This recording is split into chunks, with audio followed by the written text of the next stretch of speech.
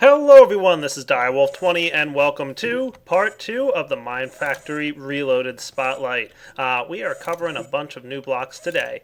We've got a bunch more automation available to us by the way of a couple different machines and a couple different items that are going to help make things a little bit easier.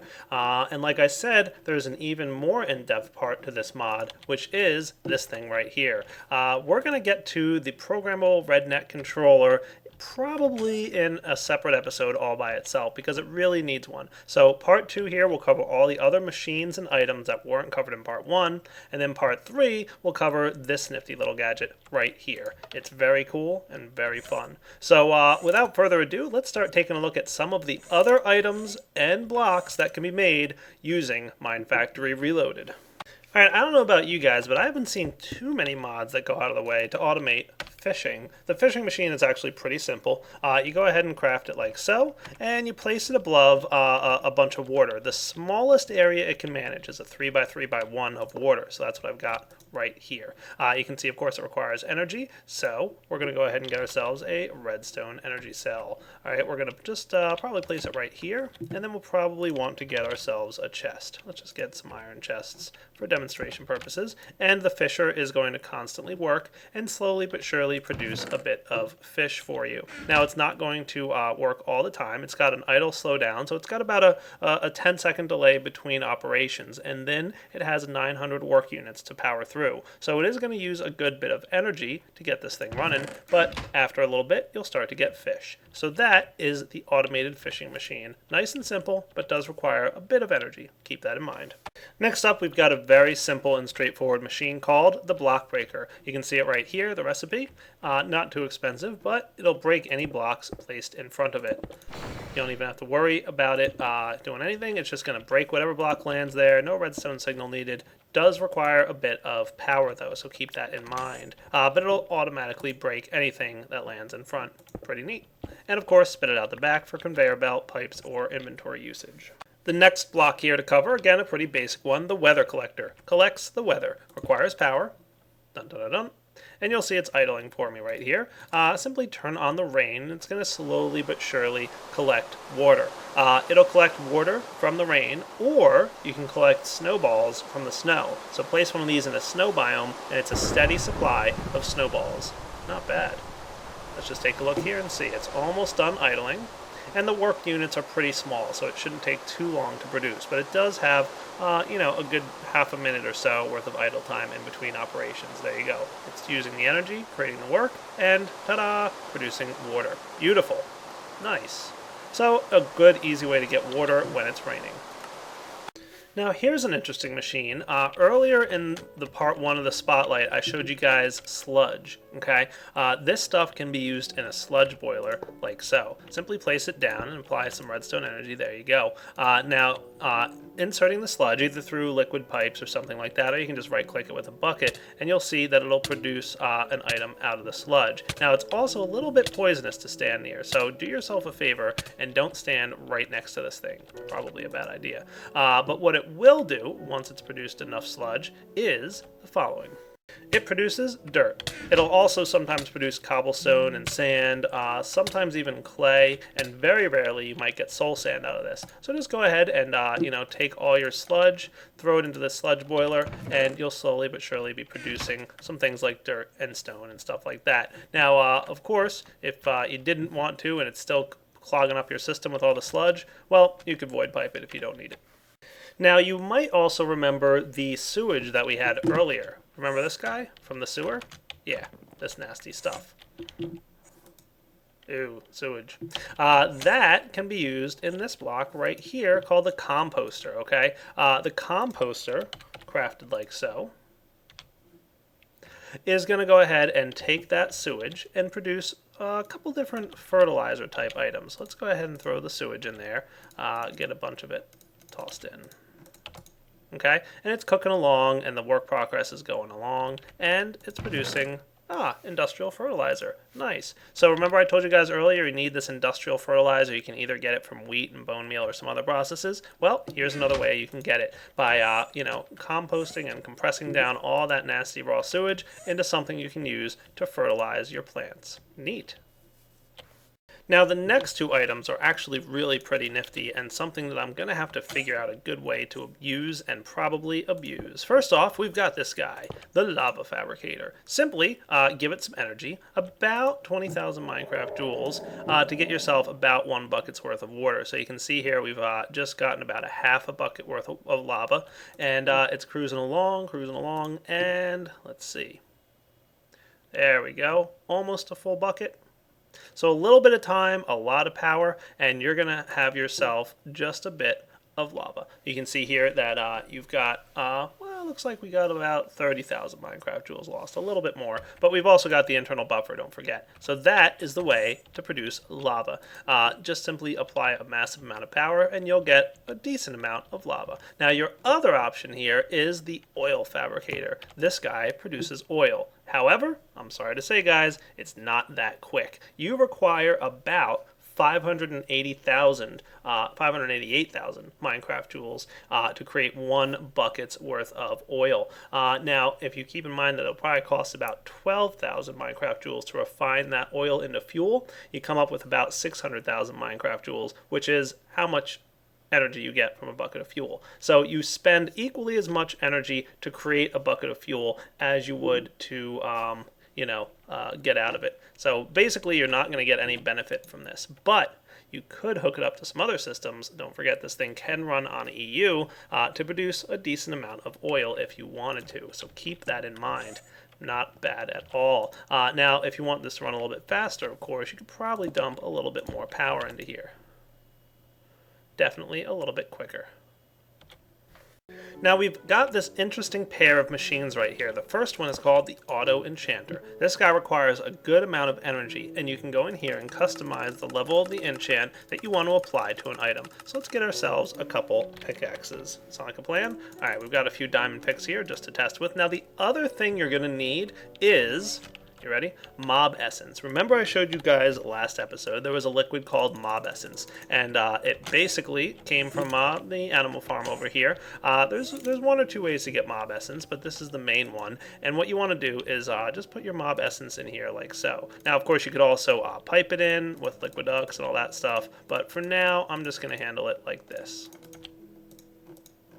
There we go, all filled up, 4,000 millibuckets of mob essence, aka 4 buckets. Okay, let's go ahead and place our diamond pickaxe on there, and you'll see that our work progress starts going. So we've got 2590 worth of work. It's going to require a bit of power, which is being supplied, and you're going to need a decent amount of this mob essence stuff. You're not going to be able to just, kill like 3 or 4 cows and apply a level 30 enchant. It's not going to work that way, but it will automatically enchant, and you can pipe items in and out of here using BuildCraft pipes. So pump in liquid essence, pump in power, pump items in, and you'll automatically enchant stuff.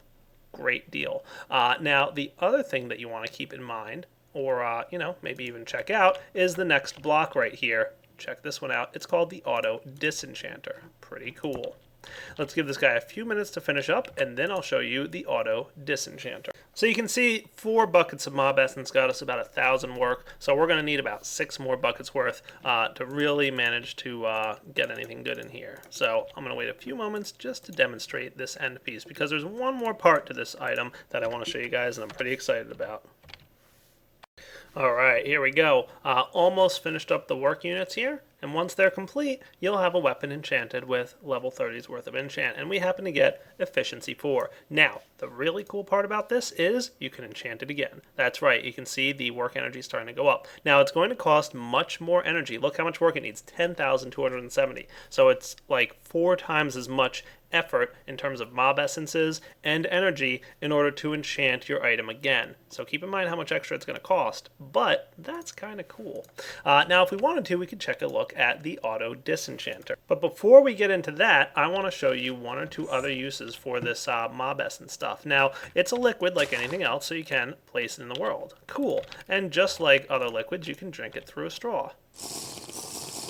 And note that you'll get a little bit of experience for it. Cool. So we can go ahead and get ourselves some mob essences and just work our way up experience-wise.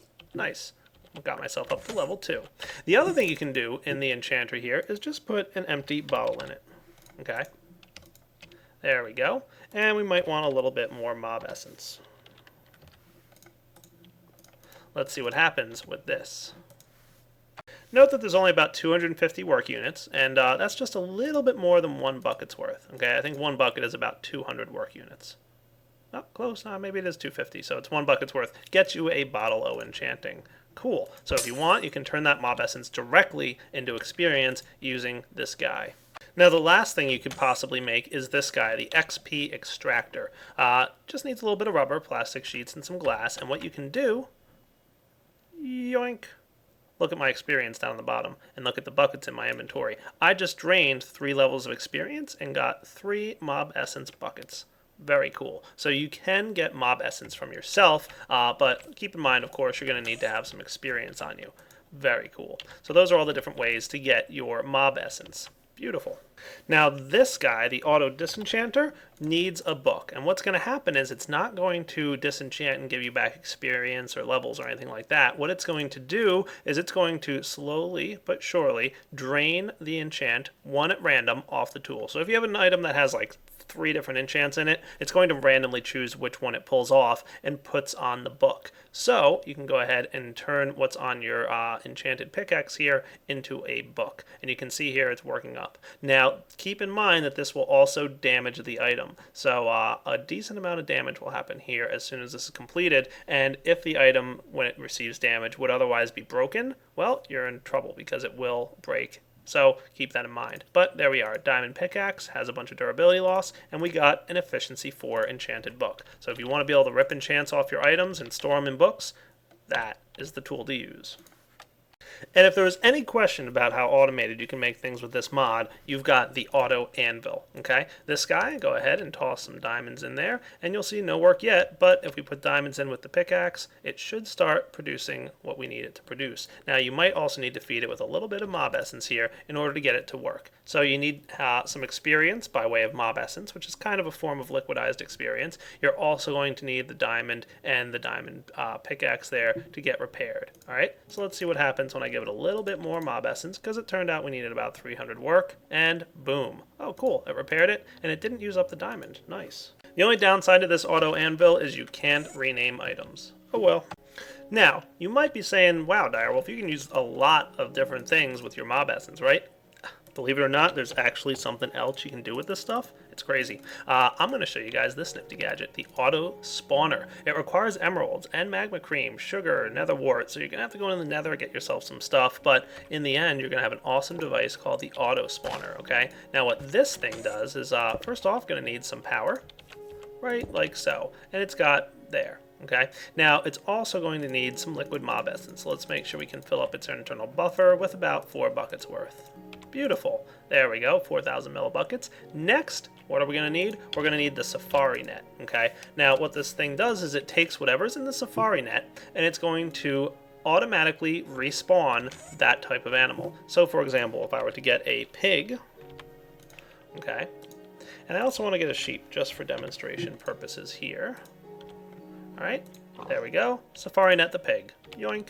And place that pig into the auto spawner. Now you can see here, it doesn't require much by way of mob essence or energy. So make sure that you're ready for all the cool stuff you're about to get. Cool, we just spawned ourselves a bunch of pigs. Excellent. Now the reason I wanted to show you the sheep here is because I want to get myself another safari net.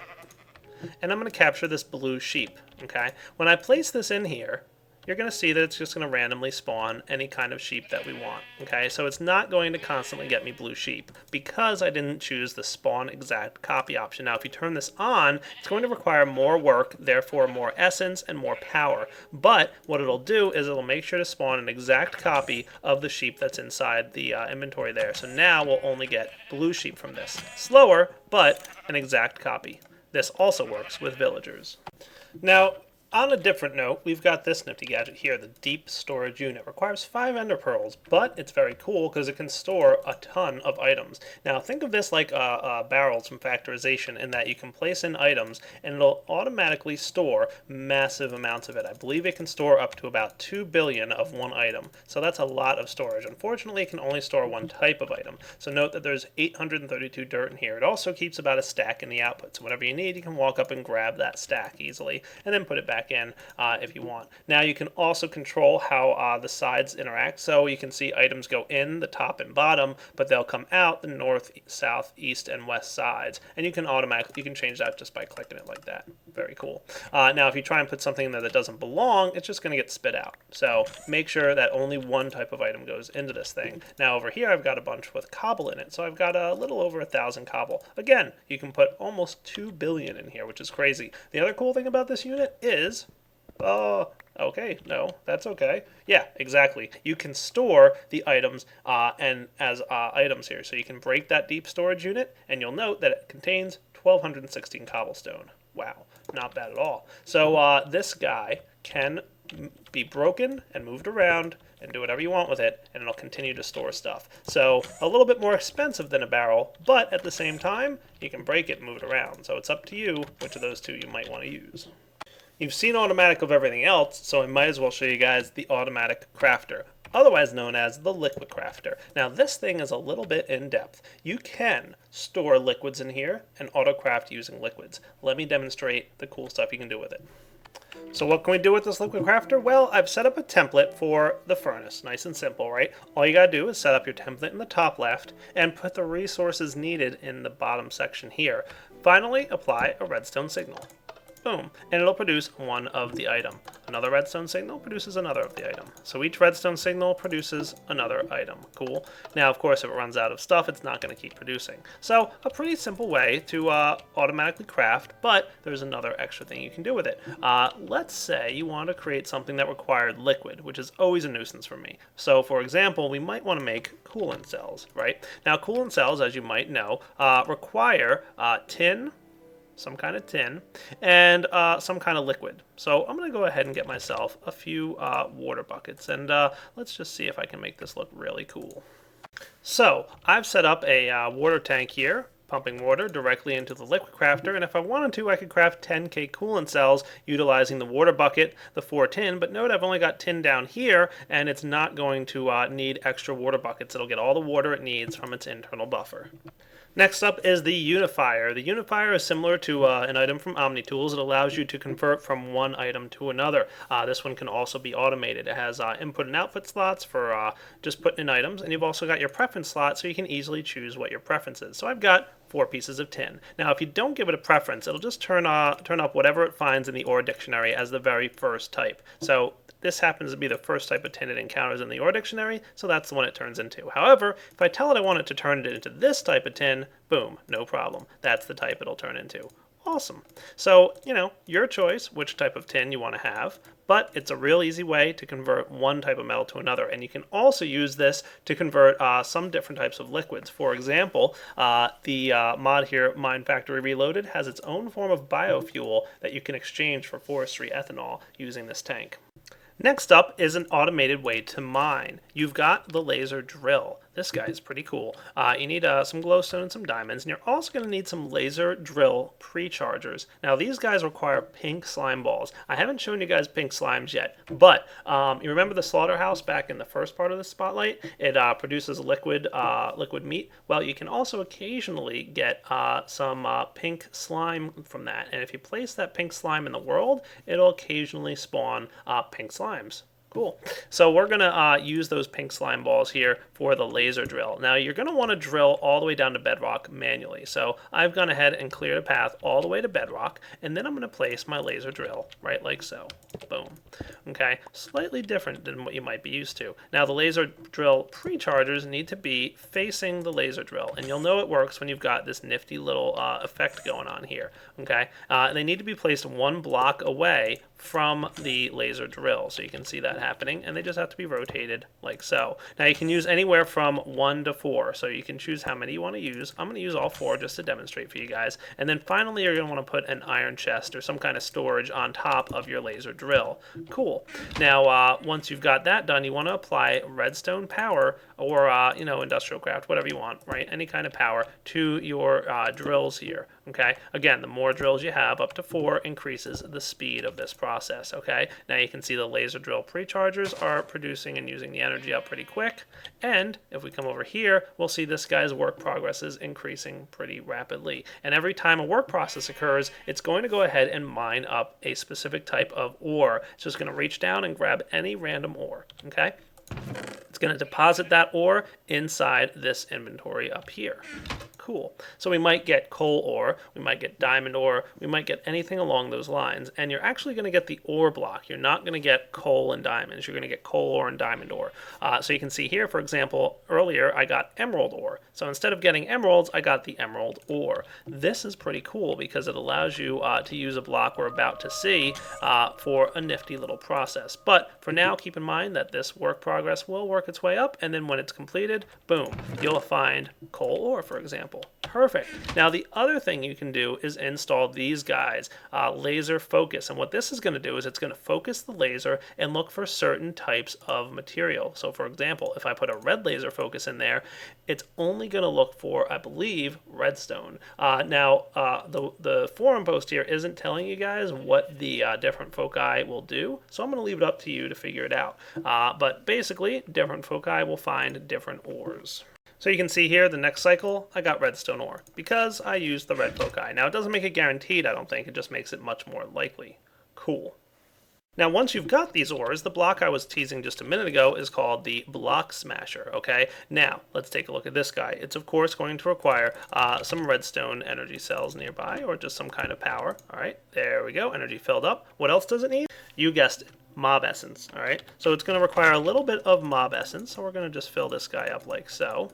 And what does this block do? Well, it treats it like a fortune pick on whatever item goes in here. So you can change the fortune level all the way up to 3. Of course, the higher the fortune level, the more work it's going to require, the more energy and the more mob essence. Okay, so we're going to bump it up to 3, and we're going to drop the emerald ore in here. Now, fortune 3 does not guarantee to give you more emeralds, but in this case, we did happen to get them. I can throw my redstone ore in there, and it'll automatically smash the ore and give you a little bit extra based on if you had fortune 3. Now, of course, it does use up the mob essence here. You can see we didn't have a success on the coal, so just like with fortune, you might get 1 piece of coal, you might get 2, 3, or 4. Pretty neat though. And this, of course, does work on diamonds. It's a little bit slow, but it processes pretty quick, and again requires mob essence and energy. Next up is this guy right here called the auto brewing machine, the AutoBrewer. All right, this will automatically brew for you. All you have to do is place in the type section the type of items you want to go into your potion, and then on the left you put water bottles. And once you've done that, you have to place all the items for the resources in the resources section. So I said, hey, use nether wart on this water bottle, please, and it will. Awesome. So you can see here it went ahead and made me an awkward potion. Now if you want to upgrade this to a regen potion, just add the ghast tier here and put that in the resources slot. And now it'll turn that awkward potion straight into a regen potion. How cool. Now if we add another water bottle here, it's going to go from water bottle to awkward and then from awkward to regen. Awesome. So automatically brewing up potions is definitely doable using this mod. Cool, right? Very cool. Now you guys might have recalled that I told you that there is a way to generate power in this mod, and it's using biofuel. So you can go ahead and see here you've got your Biofuel Generator, which produces Minecraft joules only, and then you've got your bioreactor. Okay, let's take a look at these guys. All right, so this guy right here, bioreactor, boom. This is what produces your biofuel. Now, in order for this thing to produce, you're going to want to go ahead and throw some oak saplings in, or any kind of sapling or seeds. All right, so just by throwing oak saplings in there, you'll see it's going to go ahead and chew up the oak saplings, and it's going to have its own little buffer of items with which to turn into biofuel. You might have also noticed the efficiency line. I'm going to show you what that's about right now. The more varied you have of different items, the higher the efficiency goes. So, have only 1 or 2 types of items in here. So, for example, we've got spruce saplings. All right, so let's just fill up on spruce saplings. Note that the efficiency is not going much higher. However, if I have all kinds of different stuff in here, like this, and all that, you'll eventually have a higher efficiency rating, which means you'll get more biofuel per item. So you want to have a nice variety of stuff. Don't just set up a tree farm and walk away. Otherwise, you're going to kind of be wasting your saplings. But if you have a bunch of different farms doing all kinds of good stuff, you'll have a lot of biofuel being produced. Now, like I said, you can pump this stuff out like so. So let's set that up. Boom, there you go. Just pump that out straight into there. And ta-da, you're storing your biofuel. Cool. All right. Now, if you want, you can go ahead and turn that biofuel into Minecraft joules. So let's get ourselves an empty redstone energy cell. And we're going to go ahead and hook this up to the biofuel generator. Now, we're, of course, going to need a lever to drain the stuff in here.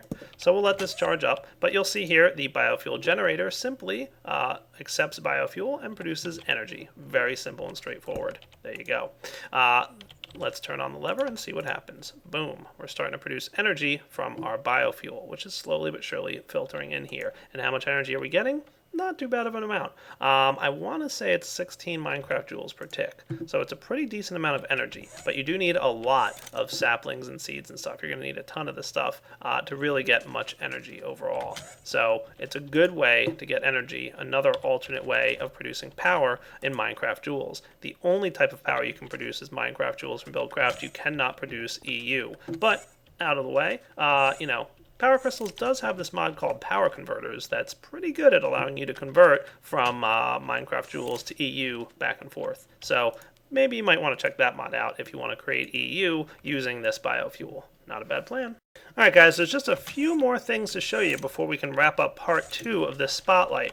First off, let's go ahead and just look into the list of items in MineFactory Reloaded. Okay. First off, we've got a bunch of decorative stuff by way of stained glass. So you can see you've got a different bunch of stained glass, and you can also get stained glass panes. So you can get yourself some pretty cool stuff. So you can get light blue, you can get cyan, you know, some really cool looking stained glass, and just place it here, and wow, does that look nice. Not bad at all. Fancy. Now, one thing to note, and this is mentioned on the forum thread, is because of the way Minecraft's rendering works, sometimes water will look, you know, will disappear behind the stained glass. So don't worry too much about that. Just, you know, keep that in mind if you're building inside a waterfall. But that's a cool effect, and you might want to purposely do that. And out of the way, if you really do feel like this is not Minecraft's vanilla rendering, take a look at what happens when you look at water through a nether portal. I think it does the same thing. All right, so pretty cool looking stained glass. And again, you have panes here, so you can go ahead and hook up different colors of stained glass by way of stained glass panes, which looks really awesome. Take a look at this stuff. That is cool, right? Yeah, really nice looking. So, you know, glass panes. And by the way, these glass panes do connect to vanilla panes, so not bad. Now, another thing you might want to check out, just in case you didn't have enough of automated machines, is this nifty gadget right over here. The Auto Jukebox. Believe it or not, you can automate the playing of records. Ha! Pretty cool, huh? So just go ahead and get yourself any records you want, and you can automate it using, you know, pipes and stuff, right, like that. So let's do this. Let's get some music here. Real easy. Just go ahead and place your disc in there and hit play. Cool. And of course, stop. Now you can also do this with a redstone signal. And if the inventory here is empty, the redstone signal will stop at the jukebox, okay? So you can go ahead and insert things and remove them using Buildcraft pipes. Pretty cool, okay? You can also, if you want, record records. So let's say I have this music disc block, and I want to get a blank record right here, which is simply made with raw plastic and paper. All right, go ahead and hit that, and hit the record button. Boom, you've just made a copy of your record. Awesome. Some other neat nifty little blocks you have here is unmelting ice. So you can go ahead and place it down, and when you break it, it won't turn into water. It also won't melt in the presence of torches, so no problem with melting ice. You still need, you know, Silk Touch to get it back. When you break it, it'll destroy itself, but if you want to go ahead and build using ice, you have that option. It's really easy to make like you saw, just need some raw plastic with an existing piece of ice. Another nifty gadget that you can get here, you can go ahead and make roads. Let's see, roads shown right here are pretty cool. Just stone bricks around some plastic sheets. And you can also see there's road lights and road lights inverted. Okay, what these guys do is they actually act as lights on the road. The road lights, like that, looks just like the road, except it can respond to a redstone signal, like so. Ta-da! And the inverted light, of course, is always on, and when it receives a redstone signal, turns itself off, so that if it's nighttime, you can go ahead and emit a good amount of light. Cool, right? Not bad at all. Yes, it's a very cool little gadget. Now, the roads are pretty neat. Let's take a look at these guys. These roadblocks are a little bit slippery, kind of like ice is, but it allows you to get a good run and hit up a decent speed once you've been running on them for a little bit. So it's a good way to catch up and run fast using these roadblocks. Plus, they look really cool. Finally, you can see there's a bunch of decorative bricks, so all kinds of stuff. You can get snow bricks and paved stone, obsidian bricks, just some really cool looking stuff. Yeah, awesome. A bunch of different decorative things available in this mod, but you guys know me, I'm not much of a decorative guy, so you get the gist, right? You plant down blocks, they look cool, and we're good to go. So, we're going to get through the decorative part right now. Alright, just a couple more items to show you guys. We've got the Spyglass and the Ruler, really good for measuring distances. So if I'm curious what that block is in the distance there, I can simply right click on it, and it found oak leaves at that distance there. We found sand here, and you can see what the XY coordinates of whatever you're clicking on is. Pretty cool, right? So oak leaves, sand. It even shows you, I believe, the block ID. So if you can see here, sand is block ID 12, and when we're right-clicking on sand, you see we're getting 12:0. So it's giving you the block ID and the information about it, okay? The block ID of these roads is 3132, and the metadata is 1 and then 3, okay, for inverted, 1 for not inverted, and 0 for just the regular road. So you can see some pretty cool stuff. Ice on melting.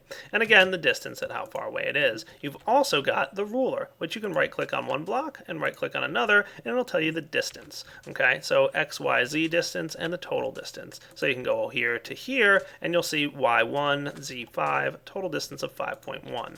Okay, so it kind of, averages the distances when it's going across an angle. So for example, if I were to click here and here, it's X and 1 and Z and 1, but for a total of about 1.4 blocks away from each other. Pretty neat. So a good way to measure your distances if you're really concerned about how far away something is. I'm always counting my blocks because I'm like, I want to have a perfect 9 by 9. Let's do that. Perfect 9 by 9. Look at that. So I was able to easily record the distance. Oh, that's only 7 blocks, so we know we're going to need at least 2 more. Perfect. 9 by 9. Beautiful. I like it. So definitely a cool way to measure your distances, both what you're looking at in the distance and, from one point to another. One of the first mods I've seen that put some good use to vines. Vine scaffolding. 6 vines yield 8 vine scaffolding. Pretty nifty little gadget. Just right click to place it down and you can continue to right click. It works similar to industrial craft scaffolding. So you can climb up it, you can climb up pretty quick, and then when you break the bottom one, boom, it breaks everything. Awesome. And finally, there's a couple rails, and it seems like Power Crystals keeps trying to remove them, but every time he does, people yell at him like crazy. They're pretty neat, though. You have the cargo drop-off rail, which will drop cargo off into an adjacent inventory. And then you've got the cargo pickup rail, which will pick up cargo from an adjacent inventory. Pretty cool, right? So you can automatically load and unload cargo. You also have the passenger drop-off and the passenger pickup, which allows you to pick up passengers or drop them off as the cart goes over the rail. So a nifty way to do stuff. All right, how's my redstone energy cell, by the way, doing? Not bad.